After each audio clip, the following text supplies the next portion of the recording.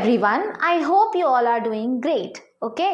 और कैसा रहा आपका पूरा वीक? आई थिंक आपका वीक बहुत अच्छा रहा होगा और आप सभी ने हमारे प्रीवियस वीडियोस भी देख लिए होंगे एंड आई होप कि सारे concepts related to all subjects आपके क्लियर हो चुके होंगे. इसीलिए तो हम कहते हैं शिक्षाशास्त्र education is your one stop solution, right? So with that note I welcome you once again to our channel. So students, हमने लास्ट क्लास में लाइफ प्रोसेस चैप्टर कंप्लीट कर लिया है. आई होप आपने बहुत अच्छे से सारे वीडियोस देखे होंगे और जैसे कि मैंने सजेस्ट किया था आपको कि आप अपने डाउट्स कमेंट सेक्शन में पोस्ट कर सकते हैं, तो आपने अपने डाउट्स भी पोस्ट किए होंगे. जल्दी ही हम आपके डाउट रिजोल्यूशन सेशंस भी लेकर आएंगे. इसके अलावा हम सारे क्वेश्चंस जो कि हमने बोर्ड एग्जाम में अपीयर करने हैं, हमको सॉल्व करने हैं, जो प्रीवियस ईयर्स में आ चुके हैं, उन पे भी हम डिस्कशन करेंगे. तभी आपका पूरी ओवरऑल तैयारी हो पाएगी. Okay, so now students, we are going to start with the new chapter, right?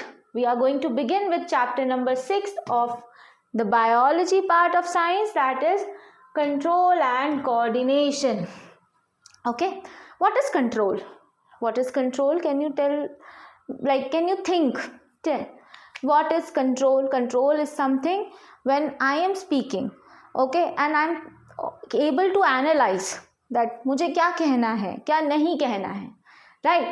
So that is a control, right? And what is coordination? When all the activities of your bodies are completely coordinated with one another, है ना?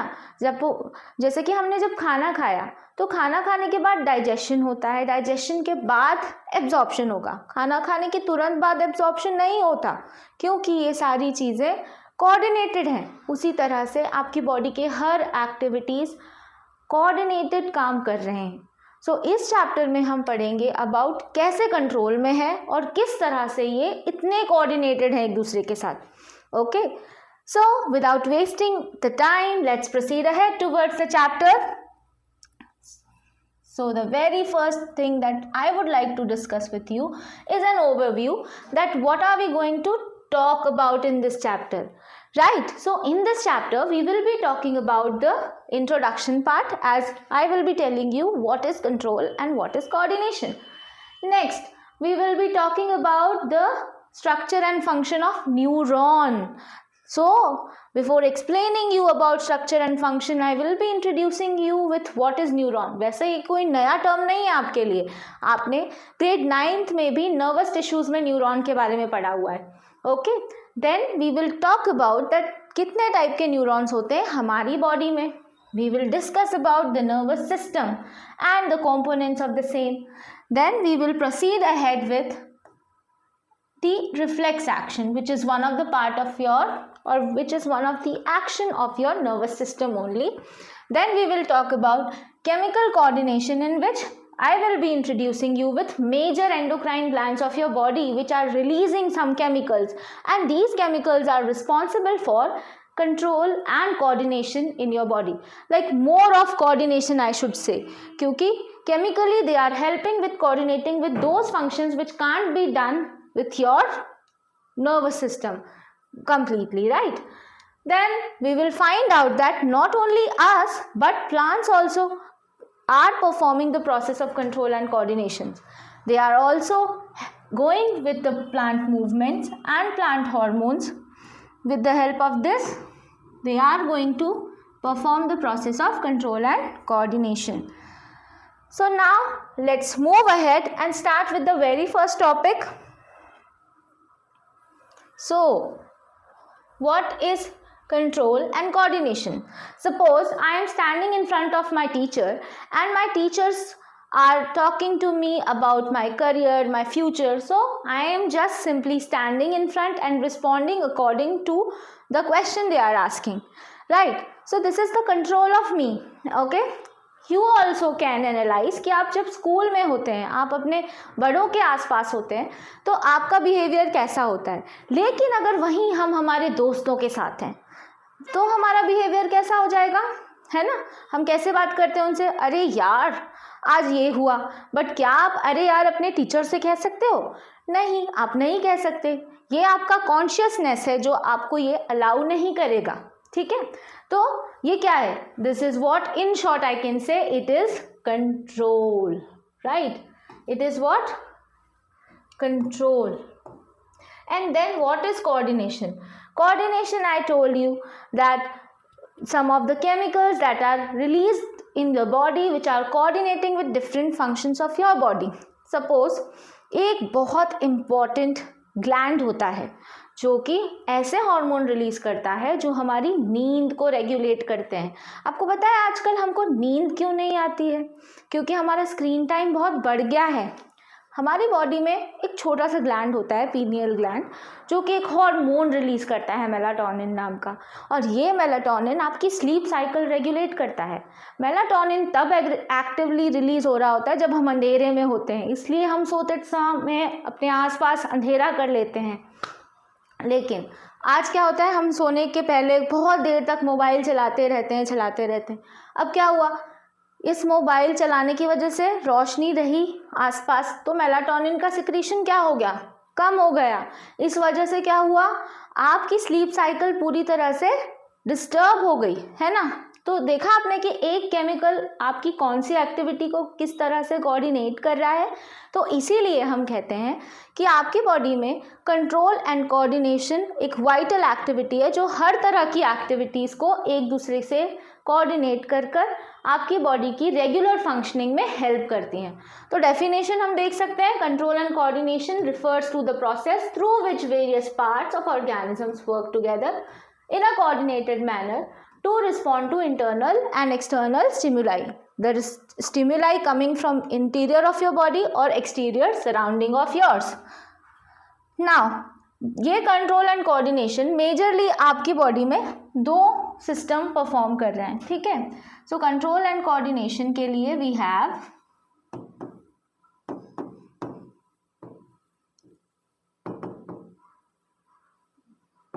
first is the nervous system and second is the chemical coordination, which is because of a system present, that is endocrine system.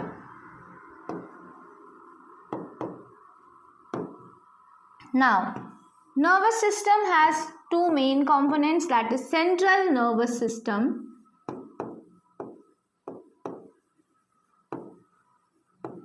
and secondly we have peripheral nervous system.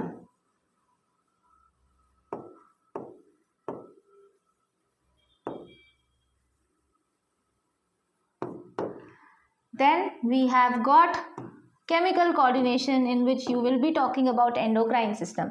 So firstly we are going to discuss about the nervous system. So as you know that ये घर बनाने के लिए, हमारे आसपास की चीज़ें बनाने के लिए बिल्डिंग यूनिट होती है. उसी तरह से आप लोगों ने ग्रेड 9th में भी पढ़ा होगा सेल के बारे में, जिसमें कहा गया है कि cell is the structural and functional unit of life. So we have got different organs which have got the specific cells, and these cells are performing functions collectively so that an organ can be formed. So we have got brain, we have got the whole nervous system, which comprises of a structural unit which is called neuron. Okay, so let's talk about neuron now. So here is neuron. So what is neuron basically? Neuron is the structural or smallest unit of your nervous system. It comprises of dendrites, it comprises of cell body, and it has nucleus, and this is the axon, the extension, and you can see the covering over it, it is called myelin sheath, and these are the nerve ending or axon terminals. Okay, so what is the role of these different part of the neuron? So dendrites are responsible for collecting the external stimuli. Okay, stimuli is coming from receptors. Okay, now receptors क्या होते हैं? हम बचपन से पढ़ते आ रहे हैं sense organs के बारे में, है ना. कौन कौन से सेंस ऑर्गन होते हैं हमारी बॉडी में? हमारी बॉडी में नोज है, आईज है, ईयर्स हैं, टंग है और स्किन है, राइट. सो इन सभी सेंस ऑर्गन्स में प्रेजेंट होते हैं रिसेप्टर्स जो कि रिसीव करते हैं एक्सटर्नल मैसेजेस को इन द फॉर्म ऑफ स्टिम्युलाई, और उस स्टिम्युलाई को कौन कलेक्ट कर रहा है? डेंड्राइट्स। डेंड्राइट्स इसको लेकर जाते हैं सेल बॉडी में, या फिर इसको हम और क्या कहते हैं? सोमा। इलेक्ट्रिकल इम्पल्स के फॉर्म में वो मैसेज पहुंचता है नर्व एंडिंग तक, ठीक है। सो देख लीजिए, neuron the functional unit of your nervous system. Then we have cell body that is containing of nucleus and cytoplasm of nerve cell is pretty denser. Then we have the dendrites. These are the dendrites which are going to collect the external messages or external stimuli. They are receiving the signals from neurons or from the receptors. Then what is the role of axon? Axon is helping with the transmission of signals away from the cell body. This is the cell body and they are taking it away. Then we have got synapse. Okay, so after axon there is axon terminal, and these axon terminals are connected either with another dendrites of a nerve cell, यानी कि दूसरे nerve cell के dendrite से connect होते हैं ये axon terminal, या फिर ये कनेक्ट हो सकते हैं with the muscles of your body, ठीक है। तो अगर ये डेंड्राइट से कनेक्टेड है तो आपका बनता है synapse. Synapse is what? It is the junction between two neurons where neurotransmitters helps to transmit the signals. Okay, so dendrites और other like axon terminal, so they will be forming synapse. On the other hand, if we have the nerve ending or axon terminal connected with the muscles, you will be getting neuromuscular junction. But here also neurotransmitters are released. यहाँ पे भी neurotransmitter release होते हैं दोनों ही तरह से, जो कि आपकी इम्पल्स को केमिकल फॉर्म में दूसरे नर्व सेल्स या फिर मसल्स तक लेकर जाते हैं। इस तरह से आपकी बॉडी में कंडक्शन ऑफ इम्पल्स हो रहा है, आपके नर्व सेल्स में, नर्वस सिस्टम्स में कंडक्शन ऑफ इम्पल्स हो रहा है। आई होप ये क्लियर हो गया है जो हमने पढ़ा है। Let's move ahead and discuss about types of neurons present in your body. So as I told you, there are neurons which are the functional unit of your nervous system. Now what is the role those neurons are performing? On the basis of that, you categorize them as sensory neurons, motor neurons and interneurons. Okay, sensory neurons are collecting inputs or collecting stimuli,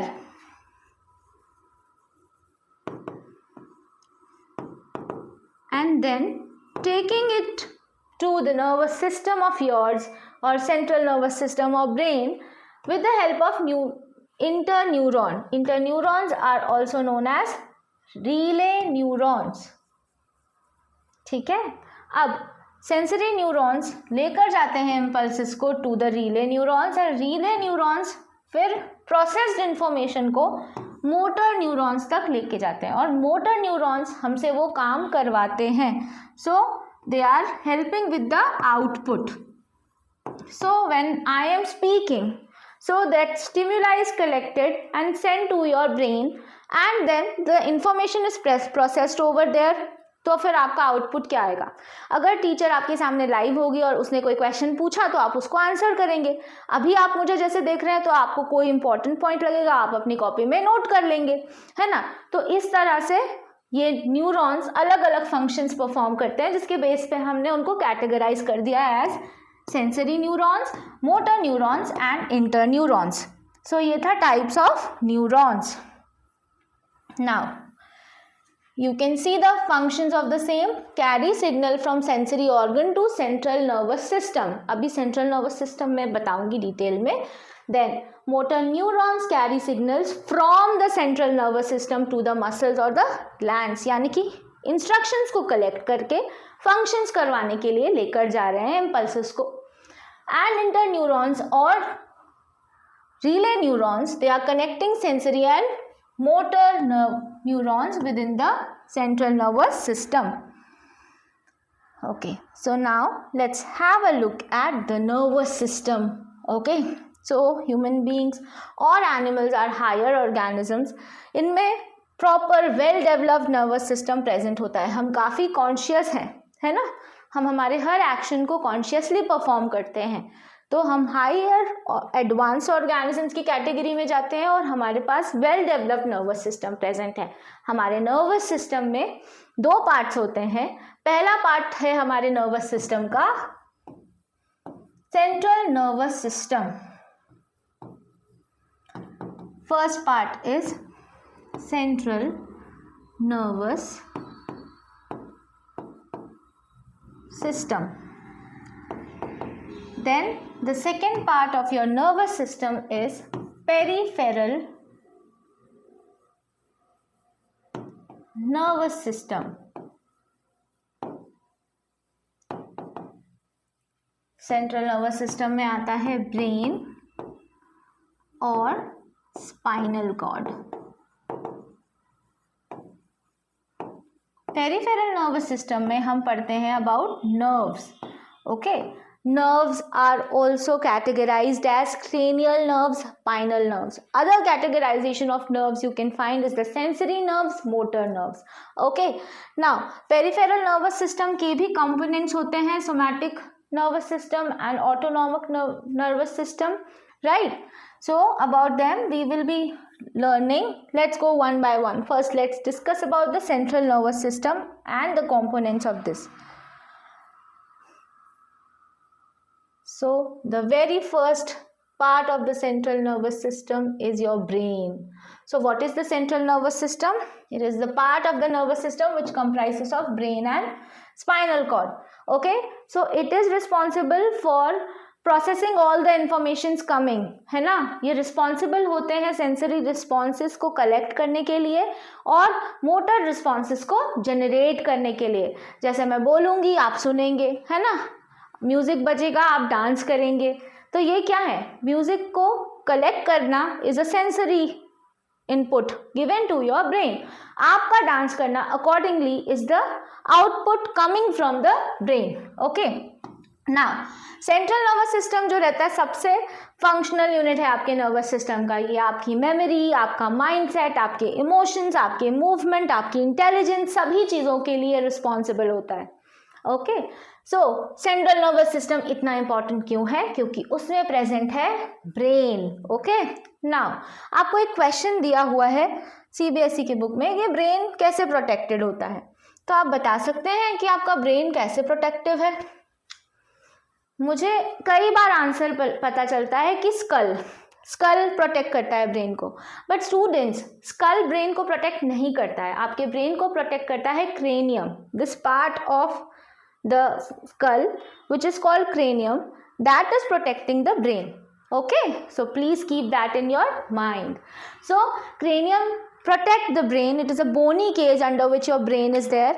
Besides cranium, आपका जो brain होता है वो 3 layers जिन्हें हम meninges कहते हैं उससे भी कवर्ड रहता है.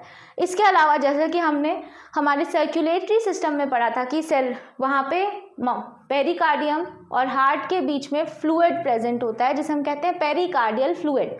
यहाँ भी प्रेजेंट है सेरेब्रोस्पाइनल फ्लूइड जो कि आपके ब्रेन को मॉइस्ट रखता है, एक्सटर्नल शॉक्स को एब्जॉर्ब करने में हेल्प करता है और इसके अलावा क्या कर रहा है, ये न्यूट्रिएंट एक्सचेंज, गैसियस एक्सचेंज में हेल्प करते हैं. ठीक है, ये आपका डायग्राम है ह्यूमन ब्रेन का. इसके अलावा आपको डायग्राम्स आपकी बुक में भी मिलेंगे. प्लीज़ आप डायग्राम की लेबलिंग्स अच्छे से पढ़िए क्योंकि एग्जाम्स में लेबलिंग पूछी जाती हैं. कई बार डायग्राम वो दे देंगे बनाकर, ए बी सी डी लिख देंगे, तो आपको पता होना चाहिए what to write in A, what to write in B, what to write in C, what to write in D as well. Now it is, this is your brain which is divided into 3 main part.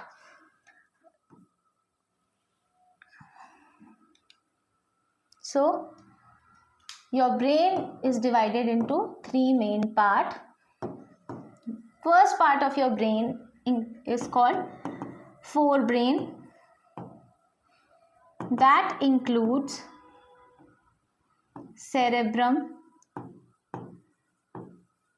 then hypothalamus,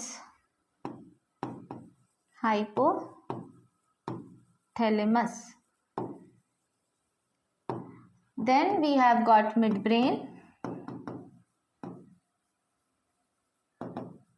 and hindbrain. hindbrain के भी 3 part होते हैं. It is cerebellum, pons and medulla oblongata. Students, अगर हमें कोई भी terminology अच्छे से याद नहीं हो रही है तो हम उन स्टेप्स को ब्रेक कर सकते हैं, है ना. Medulla oblongata. ओके, सो सेरेबेलम, सेरेब्रम और सेरेबेलम दोनों अलग होते हैं. आप इस तरह से फ्लो चार्ट्स बनाकर अपनी कॉपीज में रख सकते हैं ताकि आपके लिए इजी हो एक ही जगह पे सभी चीज़ों को नोट्स बना लेना, या फिर जब हम रिवाइज करते हैं तो ये फ्लो चार्ट्स हमको किसी भी चीज़ को समझने में बहुत जल्दी हेल्प करते हैं. ठीक है. सो फोर ब्रेन का पहला पार्ट है सेरेब्रम, फिर है हाइपोथैलेमस. सेरेब्रम लार्जेस्ट पार्ट होता है आपके ब्रेन का और वो रिस्पॉन्सिबल है 80% ऑफ योर ब्रेन के बनने के लिए. इसके अलावा आपकी इंटेलिजेंस, आपके मूड्स, आपके इमोशंस, आपकी memory is under control of cerebrum. Hypothalamus आपकी sleep cycle, body temperature regulation, इसमें हेल्प करते हैं. मिड ब्रेन क्या कर रहा है? मिड ब्रेन रिले करता है इंफॉर्मेशन को, स्पेसिफिकली ऑडिटरी रिस्पॉन्सेस को. तो ऑडिटरी रिस्पॉन्सेस आपके बॉडी बैलेंस को मेंटेन करने में हेल्प करते हैं. हाइंड ब्रेन की अगर मैं बात करूं तो इसमें 3 पार्ट है. सेरेबेलम जो है वो सेकेंड लार्जेस्ट पार्ट है. सेरेब्रम फर्स्ट लार्जेस्ट पार्ट है आपके ब्रेन का, सेरेबेलम जो है वो सेकेंड लार्जेस्ट पार्ट है आपके ब्रेन का. ठीक है.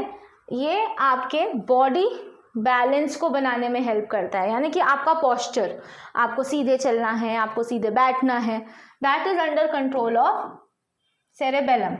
Pons is regulating the respiratory center of your body and medulla oblongata is taking care of the reflexes like vomiting, also some involuntary actions like your heartbeat, right? So this is how your brain is working, है ना. अलग अलग part अलग अलग functions को regulate कर रहे हैं, right. So let's discuss about the same and you can note down the important points from the slides I am showing, right? Here, so as I discussed with you, your brain comprises of forebrain and midbrain. Forebrain is the largest part of the brain. It includes cerebrum, hypothalamus, and thalamus is included along with the same. Then what is the function of forebrain? It controls the reproductive functions, body temperature, emotions, hunger, sleep, intelligence. Then we come to midbrain, which is the smallest and the central part of your brain. And what are its main function? They are regulating the auditory and visual processing. Then we have got the hindbrain. Hindbrain is responsible for processing the informations which are necessary for the survival, right? ये आपके brain का सबसे last part होता है और इसमें present है cerebellum, medulla, pons. Medulla oblongata, medulla same है, ठीक है, don't get confuse. So hind brain के फंक्शंस हैं कि इसमें 3 रीजन आपके डिवाइडेड हैं जो कि कोऑर्डिनेटेड फॉर्म में ऐसी एक्टिविटीज़ कर रहे हैं जो कि आपके सर्वाइवल के लिए नेसेसरी हैं. जैसे कि आपका ब्रीदिंग, मैंने जैसे बताया कि pons are taking care of the respiratory centre of your body. Then the heartbeat, which is under control of medulla oblongata. So I hope structure of brain is clear to all of you, right? Now let's move ahead and have a look at the other part of your central nervous system. So central nervous system comprises of spinal cord as well. Medulla oblongata extend further and form this tubular structure, okay? And this is very well important for your body posture. किसी को spinal injury होती है तो फिर उनका posture disturb हो जाता है. They will not be able to walk properly, sit straight. There are many more issues. So spinal cords are very important, right? So as your brain is protected with cranium, your spinal cord is also protected with a vertebral column. There are meninges surrounding spinal cord as well, and cerebrospinal fluid is also present around the spinal cord. Okay, so what is spinal cord? It is a long thin tubular structure that is extending from your brainstem to down the vertebral column. Okay, it is transmitting the signals coming from the brain to the rest of your body, right? And also coordinating a very important action which is called reflex action, okay, about which we are about to learn. So now, as you know, as I already discussed with you, ये कुछ functions हैं आपके nervous system के, जैसे कि sensory integration, receive करना information को, process करके उसी इन्फॉर्मेशन के हिसाब से आपका एक्शन करवाना। मोटर कंट्रोल, जैसे कि मैंने ये हाथ ऊपर किया, मैंने अपना हेड नोट किया, ये मेरा मोटर कंट्रोल होता है। तो हमारे मसल्स को जब सिग्नल मिलते हैं और मैं उसके अकॉर्डिंग एक्ट करती हूँ तो ये मेरा मोटर कंट्रोल है, ठीक है। कॉग्निटिव फंक्शंस, जैसे कि मेरा सोचना, रीजनिंग करना, किसी भी चीज़ के डिसीजन मेकिंग करना, किसी भी चीज़ की प्लानिंग करना, ठीक है, ये भी मेरे नर्वस सिस्टम का फंक्शन है। इसके अलावा मेरा रोना, मेरा हंसना, मेरे इमोशंस, ये सभी नर्वस सिस्टम के कंट्रोल में होते हैं। Like managing emotions and then we are responding. किसी ने कुछ कहा, मुझे बहुत गुस्सा आ गया, किसी ने कुछ कहा, मैं बहुत खुश हो गई, राइट। तो ये क्या है, मेरा मैनेजमेंट, कि मैंने उस पर्टिकुलर इमोशन के साथ कैसे डील किया। आई होप कि आपको functions of your nervous system, that is specifically central nervous system, clear हो गए हैं। अब हम आगे बढ़ेंगे and we will be talking about the neurotransmission again here. Please note down, यहाँ पे भी मेंशन्ड है कि neurotransmitters are responsible for the transmission of impulses, okay. And please ये मैंने पॉइंट इसलिए इंक्लूड किया है क्योंकि आपके बुक में क्वेश्चन है how is your brain protected, ठीक है। तो आप यहाँ से नोट कर सकते हैं कि ये कैसे प्रोटेक्टेड है। स्कल, जो स्कल में क्रेनियम प्रेजेंट है, क्रेनियम से एंड वर्टिब्रल कॉलम से, ठीक है। इसके अलावा मेनिंजेस विच मैंने मेंशन किए हैं और सेरेब्रोस्पाइनल फ्लूइड्स। देन न्यूरोट्रांसमीटर्स जो होते हैं केमिकल मैसेंजर्स हैं जो कि सिग्नल के फॉर्म में इंफॉर्मेशन को आगे ट्रांसफर करने में हेल्प करते हैं, ठीक है। न्यूरोट्रांसमीटर का एक एग्जांपल मैं यहाँ लिख देती हूँ तो आप नोट कर लीजिए, इट्स एसिटाइल कोलिन। अगेन आपको लगेगा कि मैम कितना टफ है ये। I generally came across the statement कि मैम बायोलॉजी के टर्म्स कितने टफ होते हैं। I can understand that this is your very first stage in which you are coming across these terms, but it's not that tough जितना हम सोचते हैं। Acetyl, acid जैसे टर्म्स हम कब से सुनते आ रहे हैं, तो हमको बस रिलेट करना पड़ता है। जब हम चीज़ों को रटने की बजाय हमारे डेली लाइफ से रिलेट करना स्टार्ट कर देंगे तो हमारे लिए उस टॉपिक को, उस पर्टिकुलर चीज़ को समझना बहुत ही आसान हो जाएगा। तब हमें ये सब चीज़ें इतनी टफ नहीं लगेंगी। तो हम आगे बढ़ेंगे and now we are talking about a very important action which is called reflex action. Suppose I am coming across a hot like utensils, मेरा हाथ गलती से उस पर टच हुआ और मैंने हाथ पीछे कर लिया। जैसे ही मैंने हाथ पीछे किया तो क्या हुआ, वो क्या है, वो एक इमीडिएट रिस्पॉन्स है। मैं किसी गर्म चीज़ के आस मेरा हाथ लगा और मैंने उस चीज़ से अपना हाथ दूर किया, तो इस समय मैंने सोचा समझा नहीं, मैंने इमीडिएट एक्शन लिया है। तो reflex action is the immediate action और a rapid response towards any external stimuli, okay. It do not involves the conscious part of your brain, यानी सोचना समझना नहीं है, उस समय इमीडिएटली एक्शन करना है, ठीक है। रिफ्लेक्स एक्शंस जो होते हैं आपकी बॉडी को अलग अलग तरह के हार्म से प्रोटेक्ट करते हैं, ठीक है। जैसे कि अगर वॉमिटिंग हुई, वॉमिटिंग एक रिफ्लेक्स एक्शन है, you can not control that, ठीक है। Sneezing, that is also not in control of any individual, okay. So these are certain actions which are under control with the spinal cord, है ना, इसमें conscious part of brain involve नहीं होता है। अब reflex action जब हो रहा होता है तो एक पाथवे क्रिएट हो जाता है, ठीक है, उस पाथवे को हम कहते हैं reflex arc. Okay, so now we will be talking about reflex arc. So here is the answer, please note down. Reflex arc पे भी क्वेश्चन आ जाता है, रिफ्लेक्स आर्क और रिफ्लेक्स एक्शन में क्या डिफरेंस है, तो कई बार कंफ्यूजन होता है। तो रिफ्लेक्स आर्क और रिफ्लेक्स एक्शन में क्या डिफरेंस है? रिफ्लेक्स एक्शन तो हम वो पर्टिकुलर एक्शन की बात कर रहे हैं, the action that is taking place spontaneously without any conscious response coming from the brain. Okay, and what is reflex arc? It is the pathway that is followed during reflex action. Okay, so reflex arc is the neural pathway that controls the reflex action, and these are the components which are involved in the reflex arc. So first, receptor which will be detecting the stimuli or collecting the stimuli and taking it to the sensory neuron.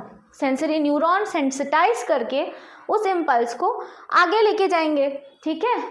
Then interneurons, relay neurons जो कि information को, processed information को कहाँ लेकर आएंगे? आपके motor neurons तक। Motor neurons एफेक्टर organ तक लेके जाएंगे। रिसेप्टर ने रिसीव किया और एफेक्टर organs will be performing that particular actions. So the muscles or the glands that performs the response, they are the effector organs, right? So this all components when they are arranged in an arc form, एक arc सा बन जाता है इस पूरे components के arrangement में, तो फिर उसको हम कहते हैं reflex action, reflex arc. Okay, वो pathway is called reflex arc and the action that is performed is reflex action. Now the other part of the nervous system is peripheral nervous system. So peripheral nervous system crucial part होता है जो कि nerves, जिसमें nerves present होते हैं, ठीक है, ये exist कर रहा है outside the brain and the spinal cord. इसमें include होती है आपकी cranial nerves and आपकी spinal nerves, nerves जो कि बनती हैं bundles of axon से, ठीक है. So what is the role of peripheral nervous system? It is connecting the central nervous system to the limbs, to the organs, okay, so that the essential communication can be done, है ना. हमारे body में जो nerves होती हैं उनका काम क्या है? वो ब्रेन से इंफॉर्मेशन को उन ऑर्गन्स तक लेके जा रही हैं जो उन ऑर्गन्स को परफॉर्म करने हैं, जैसे कि स्टमक में डाइजेशन होना है, किडनी में एक्सक्रीशन के लिए फिल्ट्रेशन होना है, राइट. अब पेरिफेरल नर्वस सिस्टम को भी हमने दो पार्ट्स में डिवाइड किया है, somatic and autonomous nervous system. So what is somatic nervous system and what is autonomic nervous system? Let's talk about the same. So here you can see the somatic nervous system is basically responsible to relay the sensory and the motor responses. Okay, it is including कि किसी भी चीज़ से stimuli को collect किया, फिर उसको लेके गया, फिर उसके अकॉर्डिंग हमारे मसल्स में एक्शन हुआ. बट ऑटोनॉमिक नर्वस सिस्टम जो है वो आपके इनवॉलेंट्री बॉडीली फंक्शंस को कंट्रोल करता है, ठीक है. इनवॉलेंट्री और वॉलेंट्री एक्शंस क्या होते हैं? इनवॉलेंट्री एक्शंस वो एक्शंस होते हैं जो आपके कंट्रोल में नहीं है, और वॉलेंट्री एक्शंस वो एक्शंस होते हैं जो हमारे कंट्रोल में है, हम उनको करते हैं, है ना. सो ऑटोनॉमिक नर्वस सिस्टम में इनवॉलेंट्री बॉडीली फंक्शंस होते हैं जो कि हम आगे सिंपैथेटिक और पैरासिम्पैथेटिक में डिवाइड कर रहे हैं ऑटोनॉमिक नर्वस सिस्टम को. तो पैरासिम्पैथेटिक और सिंपैथेटिक नर्वस सिस्टम का रोल देखिए यहाँ पे. सिंपैथेटिक नर्वस सिस्टम, इसको हम फाइट और फ्लाइट भी कहते हैं. इसमें बेसिकली क्या रिस्पॉन्ड करना है, किस चीज़ को कैसे फेस करना है, जैसे कि आपके यहाँ पे आप देख सकते हैं कि ऑफन डिस्क्राइब्ड एज फाइट और flight system. It prepares the body to respond and perceive threats by increasing the heart rate, यानी कि आपकी सांसें फूल जाना, आपकी धड़कनें बढ़ जाना, इन सभी सिचुएशन में आपकी बॉडी में बैलेंस रखने का काम कर रहा है, ठीक है. अब पैरासिम्पैथेटिक नर्वस सिस्टम जैसे कि आपके फूड को डाइजेस्ट होना है, एनर्जी को कंजर्व करना है, ठीक है. So these all are the actions that are done by sympathetic and parasympathetic nervous system. So, what we have learned in today's class. First, we have discussed about that how the control and coordination is taking place in our body.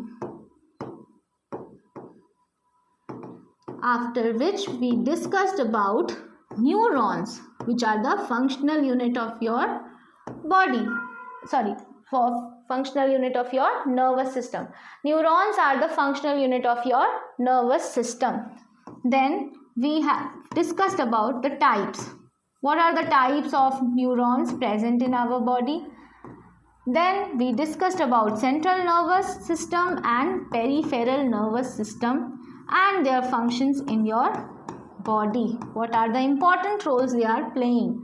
So, for understanding more about the coordination part, we will be meeting again in the next video of ours. Okay. Meanwhile, just go through whole video, and if you find any difficulty, I request you to post your questions in the comment section. And keep watching us at Shikshastra Education. I hope you all are enjoying our videos. Please do like, share and subscribe the channel. Thank you all of you for watching.